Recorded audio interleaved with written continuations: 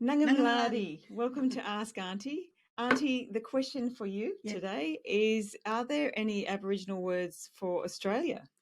Well, Carla, a lot of people don't realise, but there are. Now, I don't know about the other nations across the country, but in the Kimberley, where I'm from, Australia is known as Bandayan. That's Bandayan. And it comes from the Wandjina tribes of the Kimberley.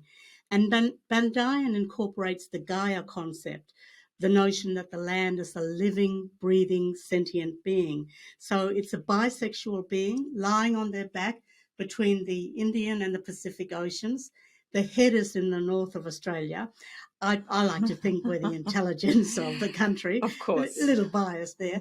And the lungs extend from the Pilbara right across to Queensland. Uluru is not the heart of Australia, as the tourist brochures would have you believe. Rather, it's the stomach or navel, the sacred omphalos. The southern regions are the genital areas of Bandayan, and Tasmania is not forgotten because the legs stretch out under the ocean and the left foot pops up. Wow. And that's Tasmania. So what that shows is people as far away as the Kimberley knew of the existence of Tasmania through our songlines and trading routes, etc. So Bandayan. Bandayan. And you go corner and go well.